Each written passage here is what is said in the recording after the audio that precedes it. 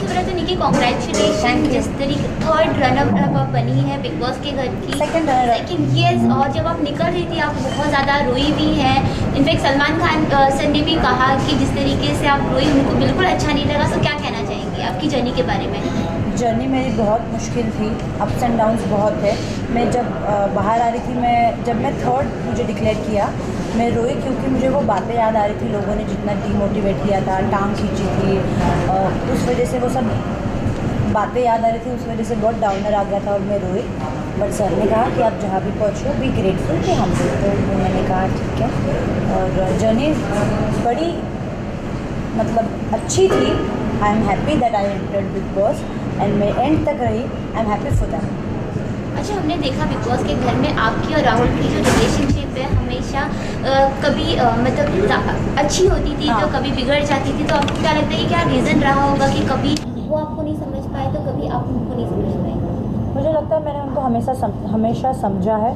मैंने उनको गेम के हिसाब से हमेशा समझा, हमेशा मैंने उनको सेव किया। मुझे लगता है उन्होंने मुझे कभी नहीं समझा। छोटे छोटे गलतियों की वजह से उन्होंने मुझे हर वक्त टेंशन में रखा, क्योंकि उन्होंने मुझे नॉमिनेट किया था और नॉमिनेशन का टेंशन एक गेम के पॉइंट ऑफ व्यू से देखा जाए तो बहुत हेक्टिक होता है।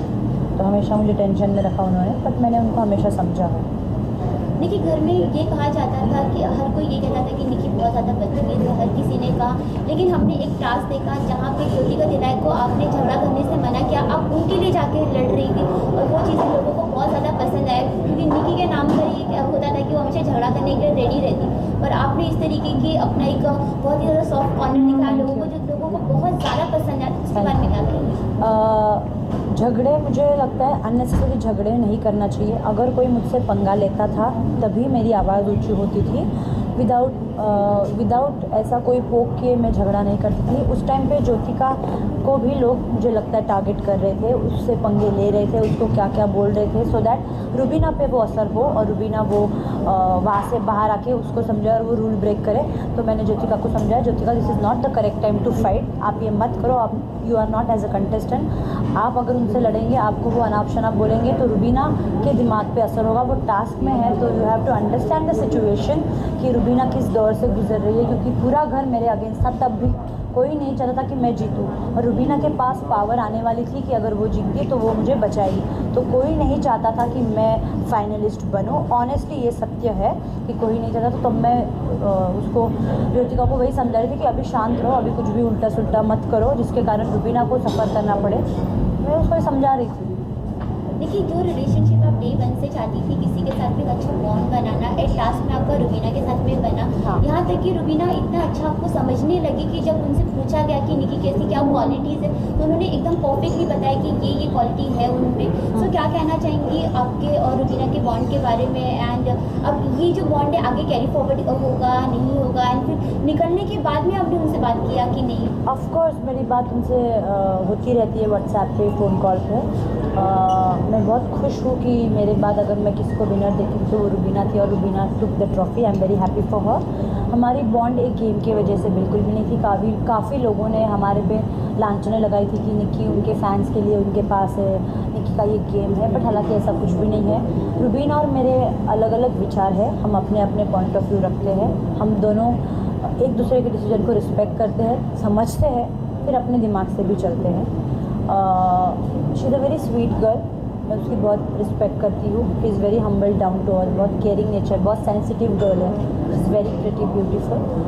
बस हमारा रिश्ता ऐसे जैसे बिग बॉस के घर के अंदर था वैसे ही बाहर हमेशा रहता है। देखिए, जब जान बिग बॉस के घर के बाहर आए तो उन्होंने एक स्टेटमेंट दिया कि निकी अब लोगों का सुनने लगी हो, पहले से कई ज़्यादा चेंज हो चुकी है। तो क्या कहना चाहेंगे और आपको कितना बदलाव नजर आता है अपने अंदर बिग बॉस के घर से निकलने के बाद? बहुत बदलाव दिखाई देता है। I have become more down to earth, more humble. I respect those people more जो मेरे दोस्त होते हैं। कभी कभी मैं उनको इम्पोर्टेंस नहीं देती थी, लेकिन वो एहसास बिग बॉस के घर में हो जाता है। जब व्यक्ति आपको छोड़ के चला जाता है तब उसका एहसास होता है कि आपको कितना इम्पोर्टेंस उसको देना चाहिए। तो बिग बॉस ऐसी छोटी छोटी चीज़ें आपको सिखा ही देती है। ये जानने कहा था निकी अब लोगों की सुनने लगी है, क्योंकि मैं पहले किसी की सुनती नहीं थी, क्योंकि पहले मैं जानती नहीं थी। 5 महीने अगर आप एक ही घर में उस व्यक्ति के साथ रहते हो तो कहीं ना कहीं एक इमोशनल अटैचमेंट उस व्यक्ति के साथ हो जाता है और आप सुनते हो, क्योंकि लोग मुझसे बड़े थे उम्र में। तो उनकी बातें सुनना भी मेरे लिए ज़रूरी हो गई थी। देखिए, एजाज़ के बारे में बात करना चाहेंगे आपसे, क्योंकि आपका और उनका एक ऐसा रिलेशनशिप है बहुत ही ज़्यादा खट्टा मीठा था, क्योंकि आप उनको चीचा बोलती थी एकदम प्यार से, और वहाँ पे भी उनका जब वो निकल रहे थे बिग बॉस के घर में तब आपका और उनके बीच में थोड़ी सी मतभेद हो गई थी, लेकिन उसके बाद में भी उन्होंने जिस तरीके से बाहर आने के बाद में आपकी तारीफ़ किया। अच्छा। एंड हाँ, सो बात हुई निकलने के बाद में एजाज़ से, क्या कहना चाहेंगे उनके बारे में? अगर उन्होंने मेरी तारीफ़ करी है तो सुन के मुझे अच्छा लगा। उनके साथ मेरा अभी मतलब हमारी बातचीत हो नहीं रही है, अगर होती है तो ऑब्वियसली बेटर ही होगी, क्योंकि जो घर के अंदर माहौल था वो इट वॉज़ अ गेम, कोई पर्सनल ग्रजेस है नहीं, और बाहर आने के बाद तो सब भूल जाते हैं, तो मैं भी भूल गई हूँ, मुझे लगता है उनको भी भूल जाना चाहिए जो भी हुआ। देखिए, अभिनव के बारे में क्या कहना चाहेंगे, क्योंकि कहीं ना कहीं आपने देखा होगा कि बीच में एक ऐसा पॉइंट था जहाँ पर आप उन पर बहुत ज़्यादा गुस्सा हुई थी जब वो स्टेटमेंट आया था कि वो तब उन्होंने ऐसा रुबीना को जाके कहा कि निकी पे ट्रस्ट नहीं करना चाहिए, तो हाँ। उसके बारे में? तो वो गलतफहमी थी मेरी, मुझे इस तरह से प्रेजेंट किया गया था, हालांकि वो वैसा नहीं था। उन्होंने कुछ कहा था कि अर्शी तीली लगाती है और आप निकी का भी मत सुनिए, आप अपने दिमाग के हिसाब से चलिए। तो वहाँ मतलब मेरी मिसअंडरस्टैंडिंग थी शायद से, लेकिन वो क्लियर हो गई कि वो रुबीना को ये बताना चाहते थे कि जो भी डिसीजन है आप खुद के डिसीजन लो, निकी के डिसीजन आप सुन सकते हो लेकिन उस पर मत चलिए आप।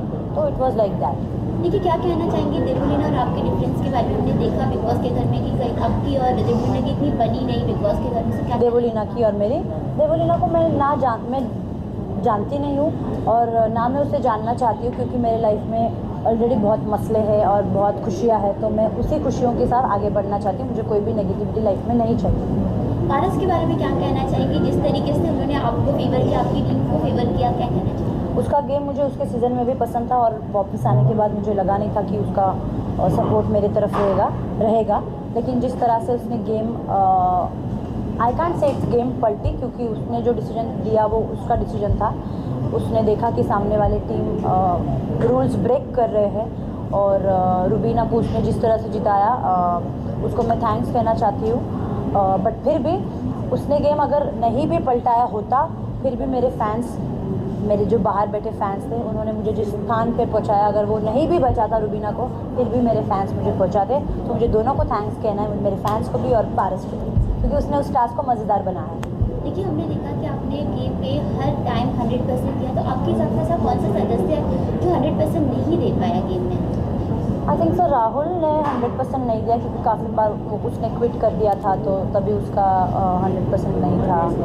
और जो पहले 2-3 हफ्ते चले गए काफ़ी सारे कंटेस्टेंट, उन्होंने दिया नहीं। मुझे लगता है जो टॉप 5 में थे उन सब ने अपना 100% दिया है। राहुल ने बीच में नहीं दिया था, जब वो घर से चला गया था तब उसने शायद से नहीं दिया था, बाद में he was all good. Ali के बारे में क्या कहना चाहेंगे? अली के बारे में ना वो मेरा दोस्त है ना वो मेरा दुश्मन है। ओके, लास्टली फैंस से क्या कहना? फैंस से ये कहना चाहती हूँ, I would love to thank you all, you guys supported me and loved me so much. Thank you, keep supporting, keep loving, I love you all.